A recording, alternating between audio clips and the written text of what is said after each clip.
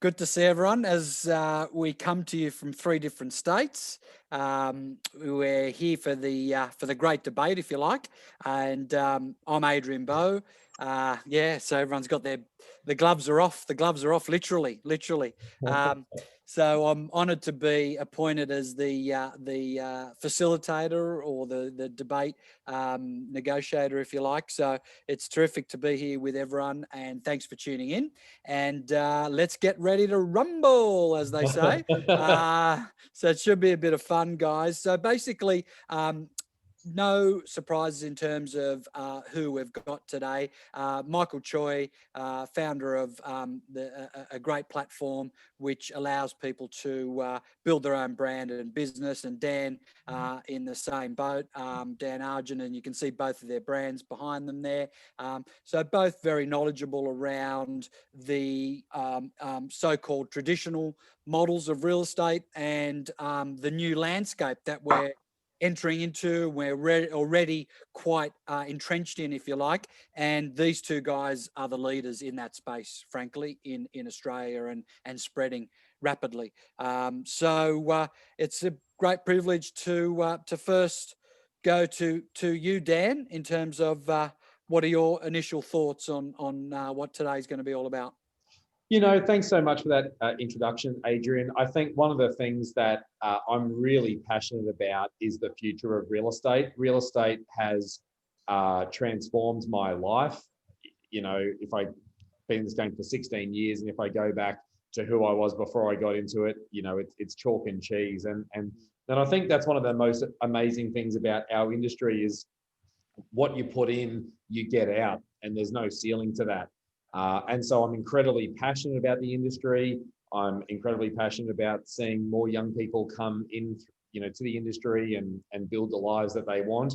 But I think we're in a changing landscape, and I don't think it's going to look the same in 16 years as what it looks now. In fact, I don't think it'll look the same in 16 months as what it looks now. I think COVID has been an enormous accelerator for change. And we've seen, an incredible amount of growth during that period as people started to realize they can work for themselves, which you touched on before, both Michael and I agree on. Obviously, Michael and I are going to punch it out, today on a few different topics. But fundamentally, that is one thing that I think we both do agree on, is that the future of real estate is very much around agents working for themselves. Terrific. And Michael, uninterrupted, your introduction, if you like. Well, thank you. And yeah, look, it's basically real estate's one of those industries that hasn't changed for a very long time. It's been the same for such a long time, and it was around before the internet. The way that businesses are currently running right now is pre-internet, and because of that, and internet's an old thing, right? Like I say, like internet's a new thing, but the internet's an old thing. Yet that hasn't really transformed many real estate offices, and so that's the issue. I have this story about the chicken in the oven. I went to this house and I tasted this chicken. It was delicious, and I said to the person, "Wow, look, your chicken's delicious, but why did you cut so much of the rump off the chicken?" And the person says, "Oh, that's the way my mum taught me to do it." And I talked to their mum. "That's the way my mum taught me to do it." I talked to their mum. "That's the way my mum taught me to do it." And you go to the very first person and they say, "Well, we had to do it that way because the ovens were so small." Well, the ovens aren't small anymore. Yet we continue to do the same thing over and over because of culture, because that's how it always was. Yet our ovens are massive, right? I don't even cook in the oven. I cook on the Traeger. So it's a game changer, and real estate is ripe for the change. Yeah, no, that's good. And Dan, you've got a similar metaphor, I think, in terms of financing and the broking space as well. Yeah, I mean, that's a great point, Adrian. I mean, you think about mortgage brokers. Now, I think that what companies like Area Specialist and UrbanX and some others do is still seen as a bit niche, a bit weird, a bit purple cow, a bit out there, not norm. And I find that fascinating, although I do understand. I guess in my vision of this industry, in 5 to 10 years' time, we will laugh about the fact that agents used to work for agencies. Like we'll actually find it really amusing, as amusing as the concept of Friday night going down to the local Blockbuster store, getting, you know, 1 new release and 2 weeklies, you know, having to watch the new release that night and get it back before 6 o'clock the next day. Do you guys remember this? Yeah, yeah. And then you've got all week to watch your weeklies, and then you get them back on Friday night, get some new ones. You know, hopefully you get an ice cream as well. And the late fees, I used to hate those bloody late fees. Late fees, you get it back at 6:05. You know, you pay for a whole nother week. Ludicrous. Like we laugh about it now, but that's how I grew up. I think that's how we all would have grown up. Think about professional services like mortgage brokers. Now, back in the day, you would have gone down to the local bank when you wanted to get a home loan, and you probably baked a cake or got the bank manager's favorite bottle of red, and you'd schmooze them and you'd try and get a loan, and you'd get your loan, and that's how it was done. Bank managers issued loans. Now, nobody would do that. Like, it's ludicrous, because what happened was some platforms, right, like Aussie Home Loans and Wizard, the two I was thinking of, Aussie Home Loans and Wizard came into the market, and they're like, you know what, we'll provide you a platform, you can earn way more, and you can work for yourself. And what happened was that there was an exodus of bank managers who left, and not even just bank managers, but people that worked in banks, but particularly bank managers that left and started becoming freelance brokers on these platforms. And now, you know, whatever, 10, 15 years later, or 20, whatever it is, that is just totally normal. Like, you wouldn't even think of like going up to your local branch and walking in and asking for a loan. You know, you just get a broker, they come out, they, you know, put you in front of 20 banks, you find the best deal. I guess that's where I see the future of real estate. And to Michael's point, you know, I don't know why we're agreeing on some things, Michael, but you know, I do agree with you on that. The internet changed everything. That was the precipice of change that'll never turn back. In the 1990s, the internet was invented, realestate.com was invented, and domain.com was invented. And that laid the foundations to completely cripple the old way of doing real estate, which is this franchise model that was invented in the 1930s, 1940s, 1950s. And the concept back then was that, well, the only way to find a property was to go to the local high street, look in the window with window cards, and you know, it makes sense to then be part of a brand that gives people a level of trust. So they will list their property with that agency and put their property in that window. But I spoke to someone earlier today. We're laughing about if someone told you 10 years ago, 15 years ago that your daughter was going to go to a nightclub, have a few drinks, then get in a stranger's car and get dropped off home, you'd be like, no way. That ain't happening. My daughter is not doing that. Yet now we have Uber's huge. Uber is absolutely huge. And culture's just changed. Culture, it's just culture. Yeah. But it's interesting how a lot of these things don't necessarily happen by design. So you talked about John Simon, who really was the pioneer of the broking industry. And I had a chat to him one day, I'll never forget it. And, you know, it was really by default, because he was actually a conveyancer in the western suburbs of Sydney. And he dealt with a specific community, like the Lebanese speaking community. And they were signing contracts but the next step was obviously getting finance. So what he would do would have to speak to the banks on the client's behalf, because they were non-English speaking and he was bilingual. And therefore the mortgage industry was born. That was the genesis of the industry right there, purely by default. You know, it wasn't even by design. So by need. Yeah.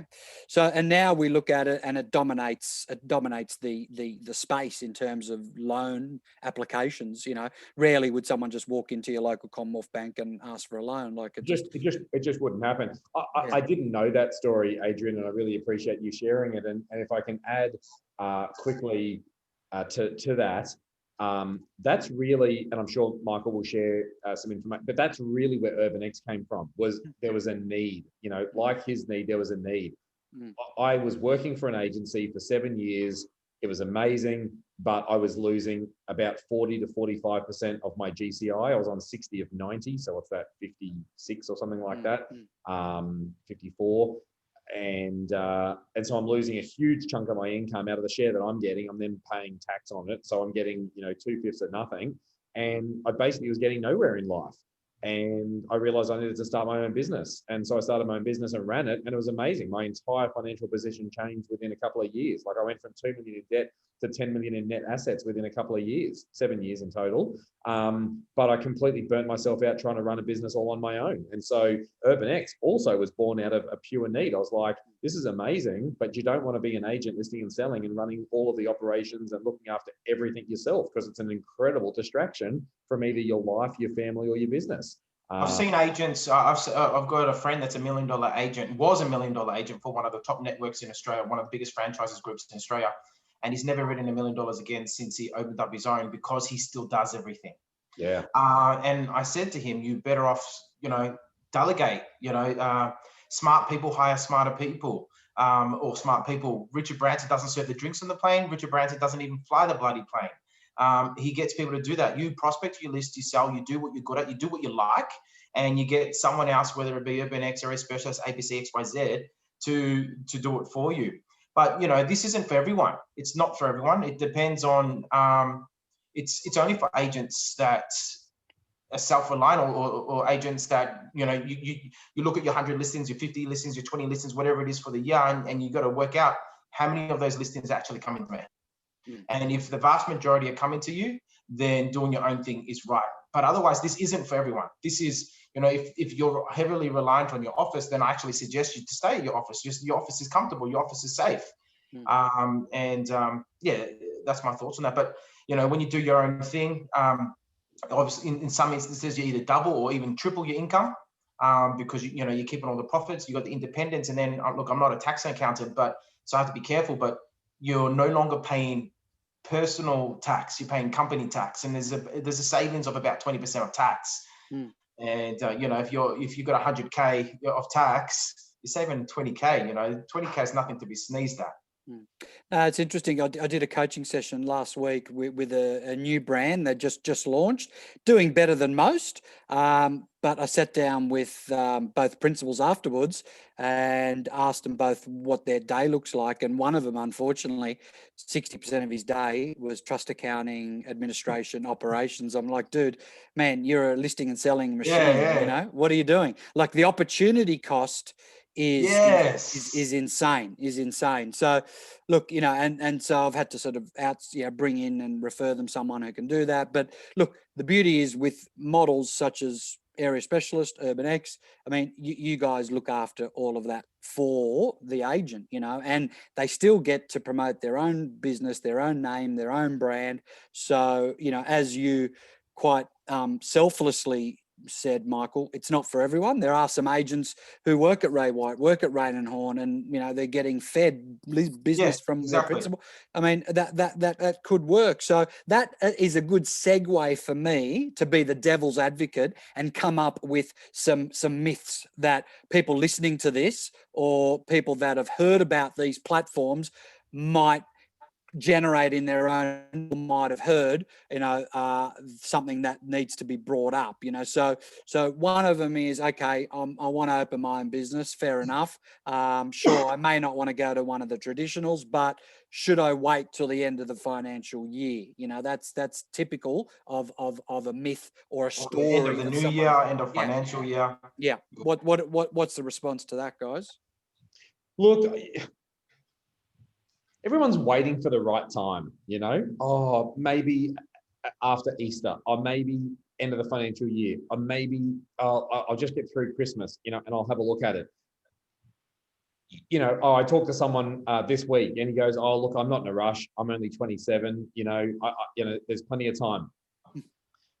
We've just had the famous soccer player pass away overnight at the age of 60. And now I know 60 is a long way from 27, but tomorrow is not guaranteed.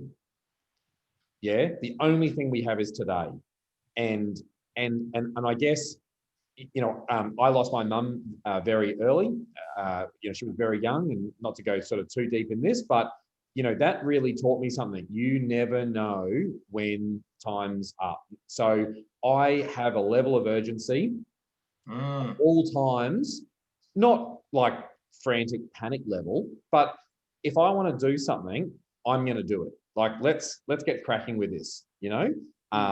You know, we just launched a business in Noosa, and the guys took me out on their boat, and I just loved it. Like, it was just amazing being out on the water. And that was about, I don't know, 7 or 8 weeks ago. And so I just started to put my intentions out that I'd like to buy a boat to keep up at Noosa, just mentioned it to a few people. And, you know, I pick it up in 2 days. You know, about 2 weeks ago, someone said, oh, actually, I've just sold a house for someone who's got a boat and they need to sell it. You know, I think you should give them a call. I went and looked at it. I did it. You know, that could have taken some people years to decide, or, oh, I'll wait until this, or I'll wait until then. I don't know. I guess I just don't think tomorrow is guaranteed. So if you want to start a business, start your bloody business. Like, you could start on the 18th of February and it really wouldn't matter. There's just no need to kind of have a fixed date of when. This exact date is just some number that's in on a piece of paper that's on your fridge wall or whatever. Like, it's just a number. It's just a date. It doesn't change anything.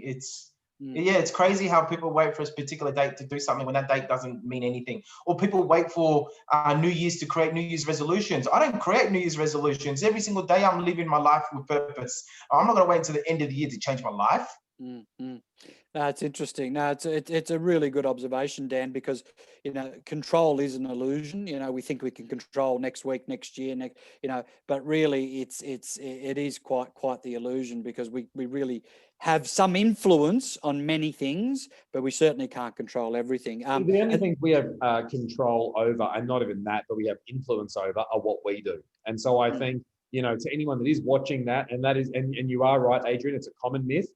You know, oh yeah, I'll wait until this, or I'll wait until then, or I'm just not ready yet. I'm going to come back to a point that Michael basically touched on, and that is, this is not for everyone. Certainly at UrbanX, we're probably knocking back, you know, 5 to 10 agents a week. And when I say knocking back, not in a bad way, just in a you're not ready yet way. But in my mind, the threshold to cross is, are you writing at least $250,000 a year in fees? You might be writing 4 times that, but are you writing at least $250,000 a year in fees? Yeah.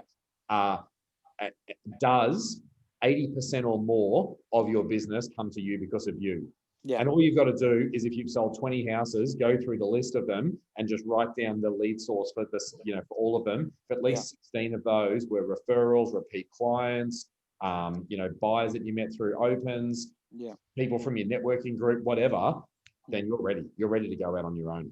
No, it's smart, because you're designing a game you can win, and you're almost impervious to failure. Not you specifically, Dan, but your stakeholders and people that are dependent on the platform. So that's an interesting one. 100% impervious to failure, because if you've got 80% of your business coming to you because of you, impossible to fail. It's not possible to fail. Michael, a myth for you would be, I've got to wait till sell all my stock that I've currently got. What would your response to that? Because that's a common one. Well, I actually had someone say that to me the other day, and I, tongue in cheek, I said to them, well, if there's ever a time that you don't have any stock, I probably don't want to be working with you. I mean, we work with great agents only, you know, the brand's designed for that. And so, yeah, there's always a time, and it's, you know, short-term pain, long-term gain. You're going to have to leave some listings behind. And I say to them, that's a gift to your office. You know, they helped you out. You know, it's not bad blood. You leave good terms. You give them a little Christmas present. You leave them a bit of a chocolate egg on Easter, whatever you want to do. And, you know, it's a couple of listings. And people, the loss that people make from not moving is far greater than the loss that they're making from losing a couple of listings. Yeah, the opportunity cost is much. Opportunity cost. Yeah. There's always a loss. There's always a loss. It's just which one's larger. And waiting is the larger one. Oh, if you're a good agent. Yeah. I'll just add a point to that as well. You know, and I agree with all of that. I would just add, you can still be smart about it. Do you know what I mean? Like, you don't need to go giving away 50 grand or 100 grand in lost fees. Be You know, at the end of strategic. the day, it's just about being strategic. You know, Yeah. let's say it's certainly, you know, with us at UrbanX, it's about a 5 to 6 week lead time from the moment someone makes a decision to proceed to being able to launch. Over that 5 to 6 week period, it's not difficult to stop listing. Yeah. Hold your listings back, sell everything you've got, and then launch your new business with, you know, 3, 5, 10, 15 new listings. It's not like leaving, you know, Ray White and going to LJ Hooker or whatever brand, you know, just use that as an example. It's not like that where like you're probably out of one and into the next. You're starting a business. Now, it's not like the old days where starting a business meant some 12-month process of research and due diligence and having a brand built and a website built and all this kind of stuff, because, you know, platforms like ours make it so much easier, faster, more efficient. But you are starting a business, and to have some lead time into that, like, you know, 5 weeks, 6 weeks, 8 weeks, whatever, it's very simple to just sell everything you've got, hold back everything else, launch it under your own brand. You might leave 1 or 2 listings behind, but they're probably ones that you couldn't sell anyway. That's why you haven't sold them in that time since you've made the decision. Yeah, the overpriced turkeys. Yeah, exactly. So, and another myth, gents, is that, look, if I don't work for one of the majors, people just won't list with me. That's a story and a myth that is a mooring line, what I call, that hold people back from actually taking that leap of faith. You know, what's some myth busters around that one? It's absolute garbage, Adrian. People list with people, not businesses. No one cares what agency you work for. You're a great example of that. I was just gonna say that. No one cares. They care. But you're a good agent, people will follow you. Yeah, because it's no different. Like, you know, we can all smile. Everyone's got nice teeth. I'm sure we all have a good dentist. You know, if your dentist moved from, say, they worked in a clinic, would you care? You just follow the dentist. You know, my GP moved, I just had all my files transferred. My lawyer started his own firm. I followed his firm. My accountant started his own firm. I went to his new firm. Like, who cares? If you've got a relationship, and it's all about relationships. If you've got a relationship, no one cares. You know, we had an agent named Clinton Eastall, who operates on the Sunshine Coast, which is, you know, kind of the envy of Australia at the moment. I think everyone wants to be there. and he's your man if you're looking for a property. And anyway, he was with one of the large groups, national groups. And in his last year before starting his own business, he wrote $350,000 in fees. In his first year in business on his own, as an independent, operating as a company called Eastall & Co., he's on track to write 700, 750. You know, and so he's keeping it. Sorry? And keeping it. Yeah, well, so I was just about to say, so he's doubled his GCI, but one of the things I love talking about is your NCI. It's a term that no one really talks about much, but your net commission income is far more important than your gross commission income. His NCI has increased by 4 times, from 150,000 to 600,000. So he'll keep 600 out of his 750 versus the 165-ish he kept out of the 350. What's interesting as well on that, and what's interesting as well is a lot of people, and especially I think it's an Australian cultural thing, they go, oh, he started his own business. He or her has started her own business. Let's support them. Let's go for them. I remember when I first started my first real estate office, I was 24, it was 11 o'clock at night. There was a boardroom that was facing the street. I was putting together the chairs, right? Because I was a tight ass, couldn't pay anyone to do that.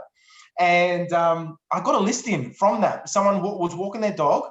They called me up the next day, saying, we're selling the house because we saw you at 11 o'clock putting the chairs together. And we go, this guy wants it. We're going to support the local, we're going to support this person, that we can see that you've got energy. And so it's an Australian thing just to support the little guy. And what happens is this little guy doesn't stay so little. Yeah, that's certainly a nice sector of the Australian mentality. There still is that other sector, which is the tall poppy syndrome, which we all know a little bit about. So, but on that, Adrian, like, there is definitely the tall poppy thing, but, you know, and tell me, like, you guys, I go to the local butcher, I deal with like locals wherever I can. I want to deal with the local small bit. Cafes. There's cafes everywhere here. I'm in Paddington in Brisbane, and like literally I could get 15 coffees in any different direction outside my office where I am now. I'm going to go to the little boutique operator where the owner works there because it's so much better. Restaurants are the same. Like, who goes to chains anymore? No one does. So, I do agree. One of the things in Australian culture is that tall poppy culture, but I certainly don't see it apply to small business ownership. And I think that in general, we love supporting locally owned and operated businesses and people having a crack. Yeah, I like eating at restaurants where the chef is the owner, or the owner is the chef, because I know that the food's just going to be better. Yeah, it's interesting. No, you're completely right what you say. I mean, as you said, I'm the perfect example. I came from, quarter of a century with a large brand, have gone with a small independent, and like 99% of my clients just all list with me. That I could be working for anyone really. That doesn't phase them. Yeah. Another typical myth is this loyalty misnomer. It's a bit of a misnomer, I call it, because it depends where your loyalty is, but a lot of people say, look, Dan, I'm loyal. My boss has done nothing wrong. I'm just a loyal sort of person, and I must say I was institutionalized like that myself for a very, very long time. What's the myth buster on that one? Well, I think that loyalty is a great thing. And it's not so much that your boss needs to do something wrong for you to leave. Your boss doesn't have to do anything wrong. Modern 2021 bosses aren't going to do things wrong to you. They're not dumb, right? What boss is going to do that? You're paying for their Ferrari. Why would they do something wrong to you? Actually, a quick note, just a joke. I saw this on Facebook. This boss with the Lamborghini, and the employee goes, "Wow, boss, that's amazing. How do you buy that?" And the boss goes, "Well, if you keep on working really, really hard, you work extra hours, you make extra sales, maybe next year I can buy another one for myself." And so the boss is always going to look after you. So don't wait for your boss to be bad to you for you to leave. When an owner of a business doesn't create an opportunity for you, that's where they're indirectly hurting you. They're not going to hurt you on purpose, but indirectly they'll hurt you when they're just looking after their own interests, so to speak. It's not about leaving because your boss does something wrong. It's about seeing an opportunity and taking the opportunity. Yeah. Can I add to that, Michael? Great point. Love the buy another Lamborghini. I don't mind sharing that we've been in very sort of end talks with quite a successful agent this week, and he has elected not to proceed with us and stay where he is. What's their name, Dan? I'll just call him. Yeah. And let's and you know what? It was loyalty. It was loyalty to his boss, and the one thing I would say, right? Are you being more loyal to your boss or your family? Can't be both. Who are you being more loyal to, right? Because if you're working for someone else, they are going to be taking a large chunk of your commission. That commission, money's not everything, right? Like, money is not everything. Like Grant Cardone said, money doesn't make you happy, but it bloody buys you everything it does. So, except for some things that money, that extra money, can be invested into sending your kids to the best school, paying for them to have a lovely wedding, paying for great holidays every year for, you and your partner and maybe kids, a beautiful home, a beach house, not being under stress or pressure when the bills come in. That is what money does. Let's be really honest about that. So who are you being more loyal to, your boss or your family? And I guess, I had to make that difficult move. I worked for one agency for 7 years before I started my own. And I was 20 years old when I started. They gave me my start. Like, I was so loyal to them. I never, ever in 7 years went anywhere else. and would even consider it. But ultimately, I had to look after myself. No, there was nothing wrong. I should. The other thing is they're being loyal to someone, right? Their boss, but their boss wasn't born a boss. Their boss worked for someone before, and their boss left to do their own thing because they were loyal to their family. 100%. And so a good boss will actually go, you know, as long as you leave on good terms, a good boss will go, you know what, I did it as well. I left, so I get it. You do you, like your top says. Yeah. 100%. You know, one question that I throw out on social media all the time, walk in, and anyone who's watching this, please go and do this. Please go and do this. I want you to ask your principal for a meeting, and I want you to walk in and ask them how they are going to help you achieve your financial goals. Ask them how they are going to help you achieve your financial goals, and watch them squirm. They will have absolutely no answer for you. They're just going to tell you need to prospect more, get more listings. Like, there's not going to be any plan. There's not going to be, what are you doing with your money? How much have you got in savings? How much have you got invested? You know, what's your investment strategy? You know, none of that, because it's just how most people operate. It's just not. So, you know, they're not really being that loyal to you. They're not trying to help you get where you want in life. Why are you being so loyal to them? It's misplaced, Adrian, is what I would say. Yeah, gotcha. I suppose being the devil's advocate is, you know, in case some people are listening to this and going, well, isn't just this the same? I mean, Dan's just talked about buying a new boat. Isn't this just an accelerated or an expanded version of the traditional model? And before you guys answer, I'll say, yeah, but hang on a sec.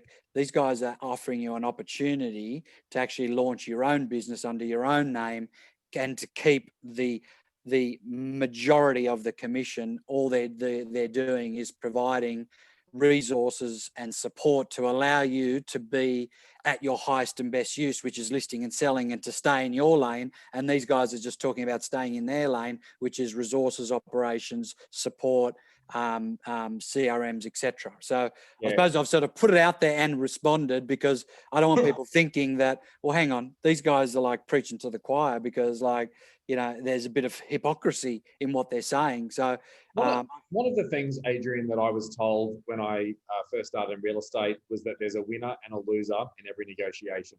Make sure you're the winner. And that never, ever, ever sat right with me.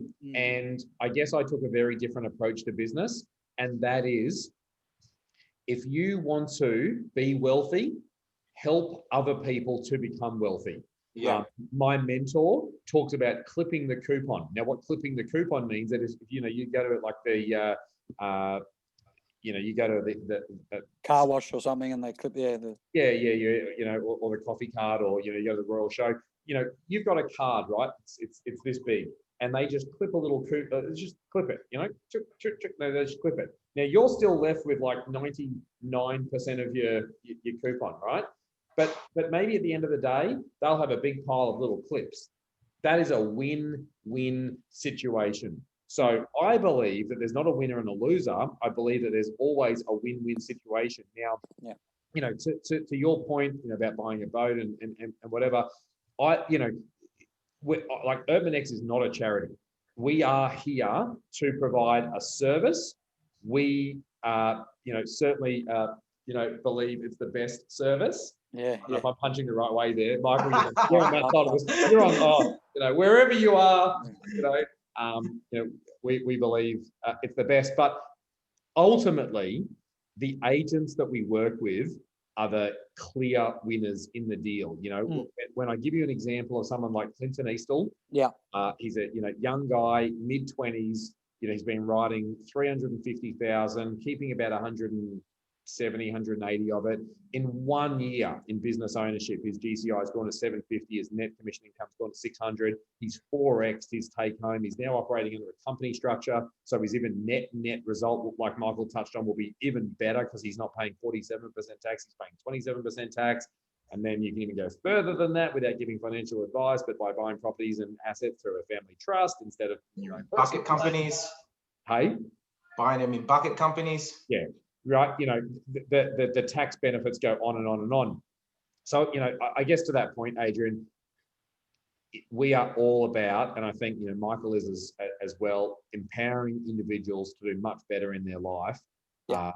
And we certainly, and we won't get into the pricing things and whatever today, because we're here to talk about the future of real estate, but we have priced it in a way that you couldn't do it yourself. In fact, if I can raise a myth, it's, well, why should I pay you anything? Because I could just do it all myself and keep 100%. If you are going to do it all yourself and you're going to keep 100%, you are also going to pay for 100% of the expenses. You are also going to pay for 100% of your trust account administrator, trust account audits, innovation, payroll, branding, technology, website, RP data, DocuSign, CRM. You're also going to pay for 100% of all of that as well. Your net result is that it's going to cost you substantially more to do it all yourself than it will cost you to outsource it to someone who specializes, I'll use your word, Michael, who specializes in. We both buy, basically. You and I, we both buy. And so that's interesting, guys. Really, really good. Some good information there. Now, the other obvious sort of myth or concern that people may have is that, look, on your platforms, you guys advocate that we don't need to have an office, that you just work from home. I mean, and there's, and I speak to a lot of agents, by the way, and I'm a fan of the platforms, as you guys know, of all of them. And some of them say, oh, that's actually one of the first things they normally say, actually, gents, is like, oh, that's only suitable if you like work from home, though, right? And I'm saying, well, not necessarily. You could work from home. That's an A option. They don't mandate it. Some have bricks and mortar offices. So yeah, let's just talk about that a little bit, because it's an interesting dynamic. So look, we've got an office that started with us only about a month or so ago, and they listed 25 properties in their first month. They have an office. That is that, and then we've got people that are working from home. The reason why I've got a background is not just for branding, but because my house doesn't have as fancy curtains as you, Adrian. And so I'm working from home, and I love it. I absolutely love it. I got a nice office in Victoria. That is my office. It's a really nice office, but I actually prefer to work from home. But each to their own. Dan? Yeah, look, I'll just quickly add to that. Let's just touch on working from home. Like, I mean, I get your point. I guess what I would just first start by saying is work wherever, whenever. Like, I don't care. I don't care whether you work from your car. I don't care whether you work from home. I don't care whether you work from Michael's home. I don't care whether you open an office. I don't care whether you open an office on a street front, stupidest thing you'll ever do. I don't care whether you open an office, somewhere else, like, above an office, below an office, in an office building, etc. Share work. Hey, we work. Share work. We work. Yep. I don't care. Work wherever, whenever. Like, it just doesn't bother. We provide a service for you to start your own business, how you want to run it, where you want to run it, what you want to sell. I just don't care. I don't care. I mean, it's your business. You do as you please, right? We have, 30% of the agents that are with us have an office. A lot of the others just work remotely. I think COVID has busted this myth. I don't even think, we need to.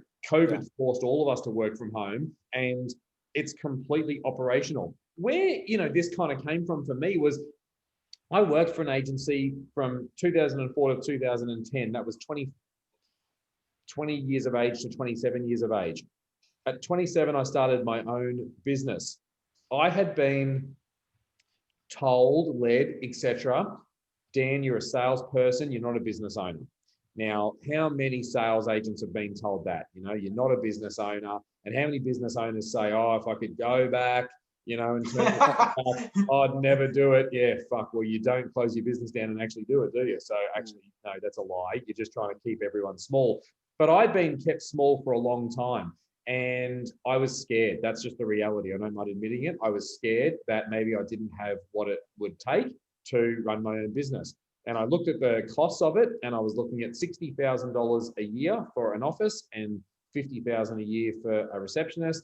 So there's 110 plus some costs, probably about $130,000 a year to run an office. And I thought, shit, what if I fail?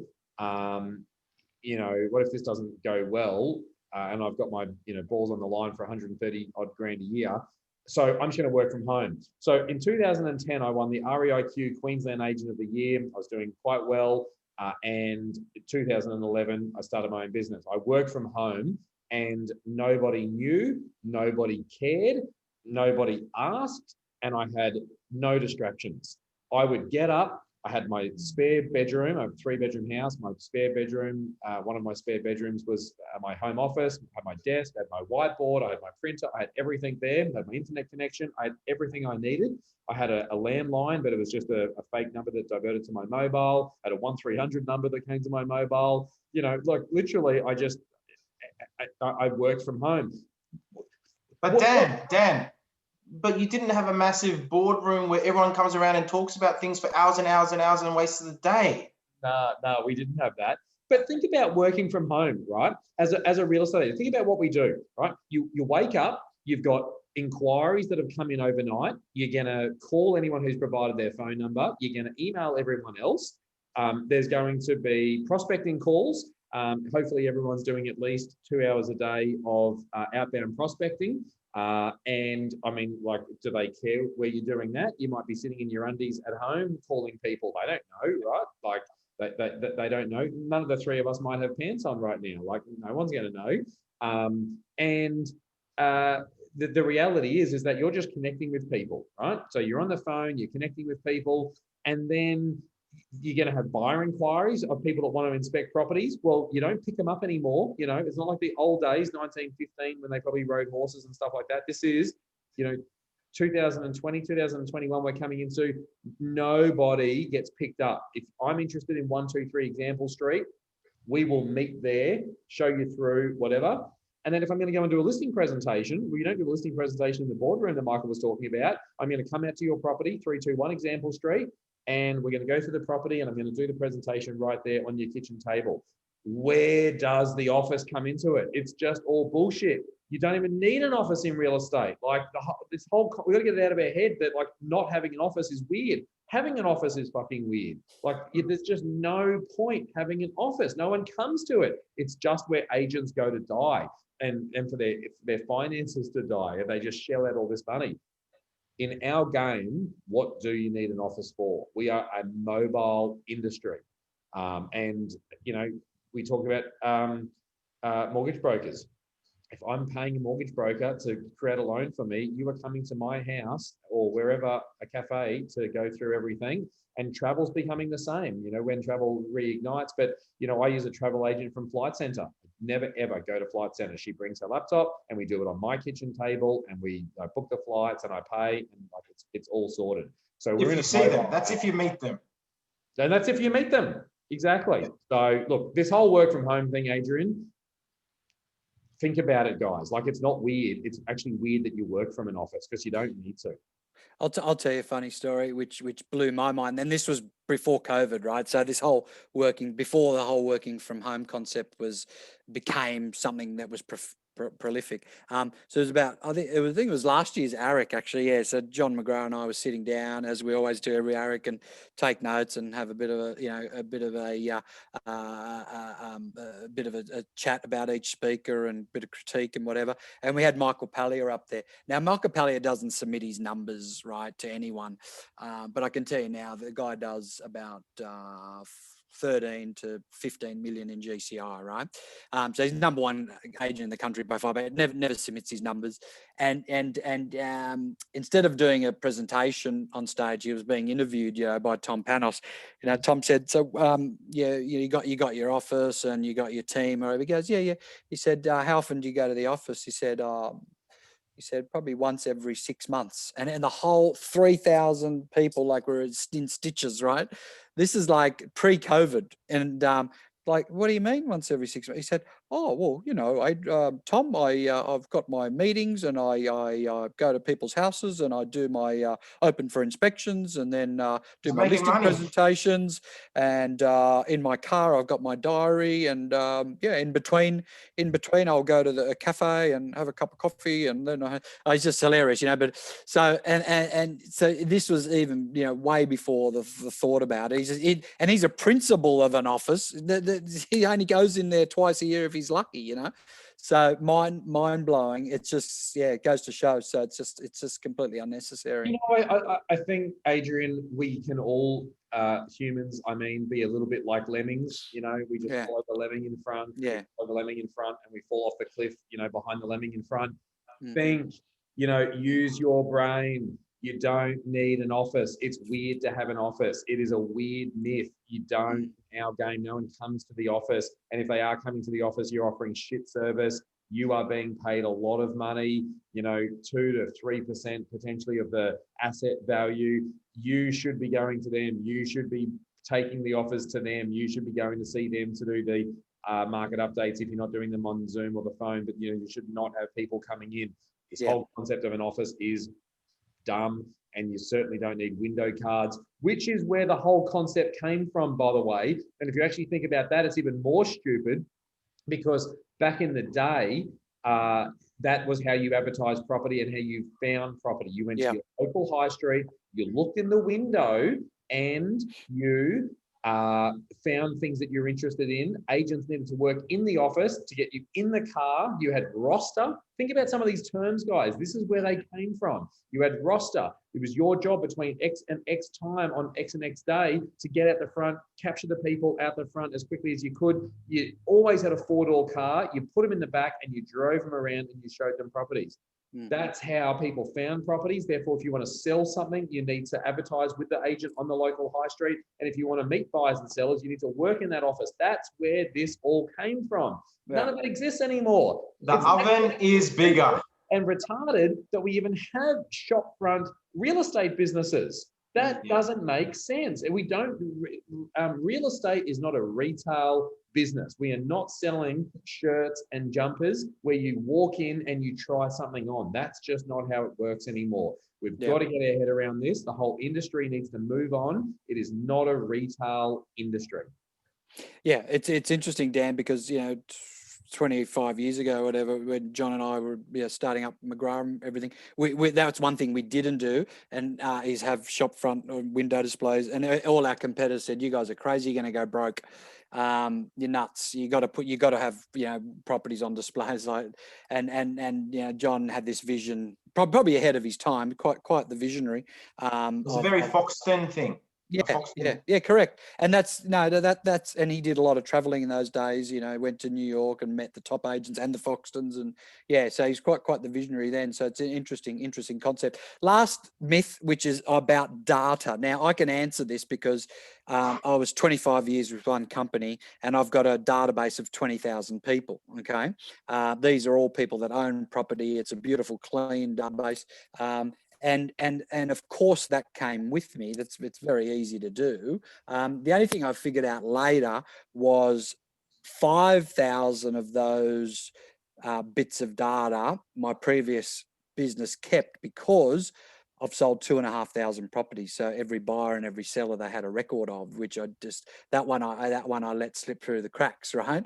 But the high majority of it I've kept. But the other thing I worked out, and this is an interesting one, is that data is just a list of names and numbers unless there's a relationship attached. Data is a phone book unless there's a relationship. Yeah. So what I noticed is the previous company tried to make contact, did email, blah, all that sort of stuff, but it was like without me as part of the ingredient, it sort of didn't work. So it's an interesting myth which you guys get asked a lot about, I'm sure. I think, Adrian, one of the things you've just actually done is answered an earlier point where we talked about can you still be successful by not working for a large group? That large group that you were with tried to contact your old clients, and none of them gave a shit because their relationship was with you. That is correct. The game that we are in. We are in a professional services game, and people list with people.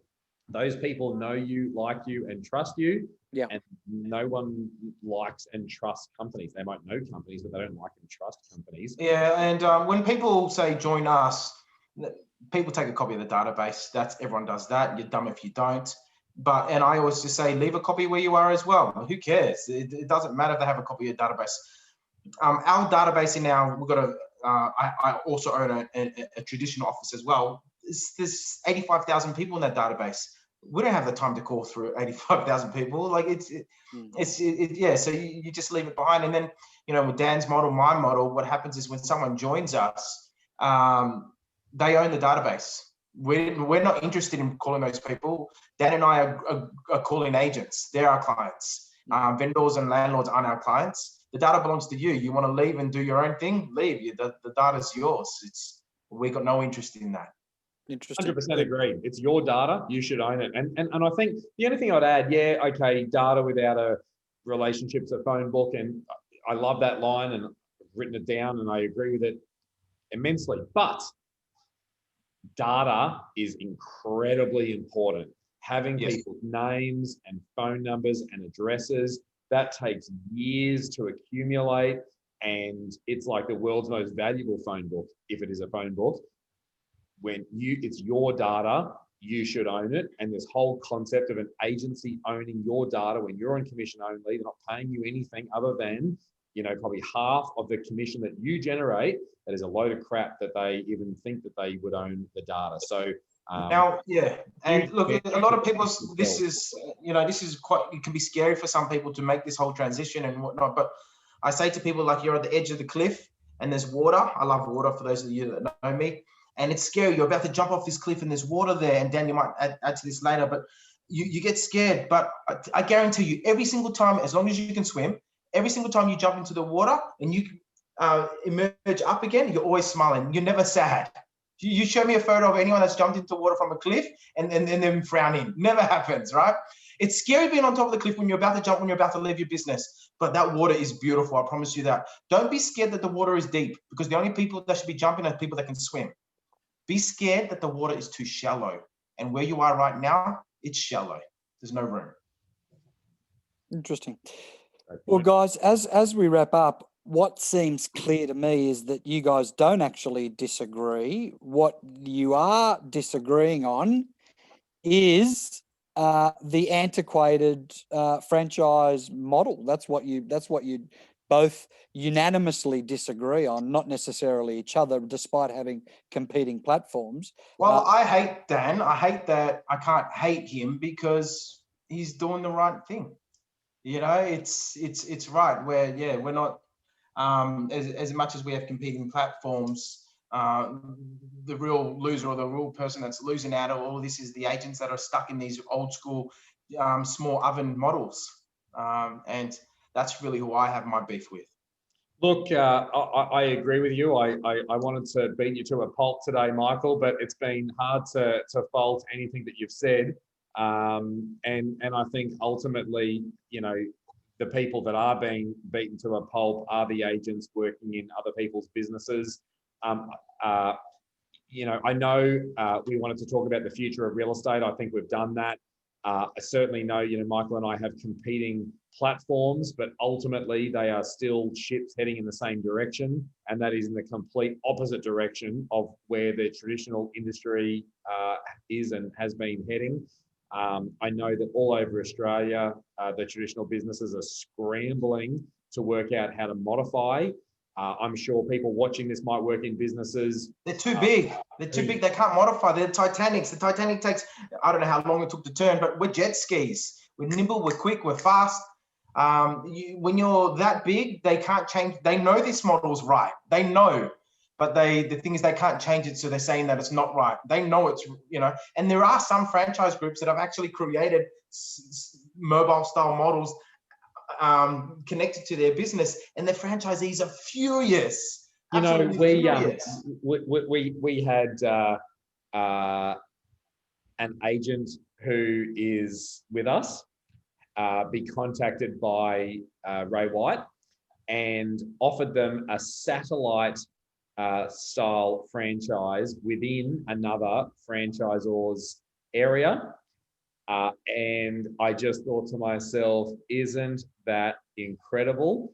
Imagine owning, a franchise in a group, and that was just one example. Paying 10% and then them going underneath you. And it was a work from home satellite style franchise arrangement within someone else's area. Look, Michael, I agree. They know their model is old and defunct. They know it's a model that was perfectly rational before the internet came out. It was perfect. As soon as that little funny, sound that old modems used to make back in the 90s came out, they were fucked. And it's really taken 20 years for a generational change. Now, we live on devices, and you can run your entire business from that device. And that's just not how it used to be. Inquiries come to that. Prospecting happens on that. You can answer inquiries on that. You can take photos and videos on that. Get the 11 or the 12, get a great camera. You just don't need any of that, old stuff. So, look, Adrian, to your point, I think, Michael and I have probably agreed on more than we intended to. But what is clear is that the big loser is the traditional model and agents working in it. And the amazing thing, and I think we both agree on this, real estate has an incredible future, but it's time to change. It's time to evolve and adapt, like mortgage broking has, like video streaming services have, like Uber has, like so many other things have, and not be dinosaurs which didn't evolve and went extinct. And I think that agents that stay working for other people are just going to, their finances are going to become extinct. Their goals are going to become extinct. The future that they want for themselves and their family is going to become extinct. Well, I don't think the majors necessarily disagree with you guys, because as Mike said, I mean, Century 21 have just launched a mobile model. Hookers have just launched a mobile model. I mean, who's next? I mean, what does that tell you? That tells you that they believe in it, but they also don't want to throw out the baby with the bathwater, and they want the best of both worlds. So that's just getting a lot of profit from the franchisees. So it's going to be interesting next 2 or 3 years to see what else the majors do. Hey Dan, where do I go if I want to look at your stuff and laugh about it? Well, it depends what you're going to laugh about. Like if you want to have a laugh, go to my Instagram, Sold by Dan. But if you want to be inspired, if you want to learn, if you want to see exactly what it takes to start your own business, UrbanX.io. So what's the words behind me? www.urbanx.io. And that's where it's all at. I'm assuming your areaspecialist.com.au. Areaspecialist.com is our where I suppose vendors, landlords can go, but agents go to beyourboss.com.au. Beyourboss.com.au. Be your boss. You do you. You do you, boo. Work for yourself. This is not even just a mobile model either, Adrian, to your point, which these groups are offering. That particular agent still had to operate under, that franchise group's branding. This is not that. This is not work for someone else. This is not contracting. This is, I don't have not one agent works for UrbanX. I do not have one agent. I don't recruit anyone. We work for agents to help agents start their own business, 100% owned and operated by them, all the back end looked after by us. We are the high-level personal assistant for good agents. Yeah, concierge. This is not a mobile model. Have an office if you want. Be an idiot and open a shopfront if you want. Like, dumb move, but do it if you want to. But it's their business. This is very unlike a mobile model that some of these groups are trying to evolve into. That's sort of like. Can I just jump in because we've got to go now, but I just wanted to say big thanks and I'm sure you on behalf of Dan as well, but just to say, Adrian, for being one of the top agents in Australia and one of the more sought after real estate coaches. You've just spent an hour with us. Holy crap. That's huge, man. So thank you so much. If people want to come and see some of your training stuff, where do they go? Coaching. Just adrianbo.com. Yeah, they can look me up or hit me up on any of the socials. I'm quite ubiquitous all over social media. So Adrian, you look after our largest client, from a coaching point of view, and I know the work that you do with them is incredibly valuable. Yeah. You know, this time last year, I was at Everest Base Camp, and I went with a guide that had done it about 16 times. And so I could actually just follow blindly. Like, I didn't really need to think that much. I just arrived in Kathmandu when I was told to, and we ended up at Everest Base Camp. You know, I think that's something that coaching like your coaching can provide. You've been in the industry for over 2 decades. You've been operating at the highest level for a long time. Over 3 decades. Well, 3 is more than 2. So, and you know, like Michael said, you know, offer those coaching services to agents. If you want to achieve greatness, find other people that have achieved greatness, and then just do what they bloody tell you to do. So just listen. Really appreciate that. You know, you are a full-time agent. You do coaching on the side, and you've given us an hour to talk about the future. Anytime, I know you're passionate about the future of real estate as well. Immensely. That's my currency, really, is adding value and just getting messages from agents saying, I use this dialogue, I use this process, and I got a listing. I just love it. So, and I want to see that new generation of agent, you know, evolve with the new landscape. And as you know, I'm a big supporter of both of you guys and your platforms, and I'm often speaking about them a lot. A quick myth to bust is I'm not associated with EXP, by the way. I do coach some of their agents, but for some reason, people think that I've got some sort of formal arrangement with them. I don't. I simply coach some of their agents as I do coach some of Dan's agents, etc. But I am a fan of all the platforms, but it's up to the agent to contact, you know, Michael or EXP or Dan and see what fits for them. You know, they all have nuances, and they're all offer, you know, similar resources, but they're all got their own little nuance. So I highly suggest anyone does talk to them. And as I said, a perfect example was a client I sat down with last week who launched as a traditional business model. And there's already cracks. You know, they're doing well, but they could be doing so much better, you know, because they are cannibalized in time, which is our only non-renewable asset, is time. We've all got 168 hours in a week. The only reason 20% of agents earn 80% of the income is because the 20% club use their every waking hour as dollar productive, which is listing, selling, prospecting, keeping a deal together. That's it.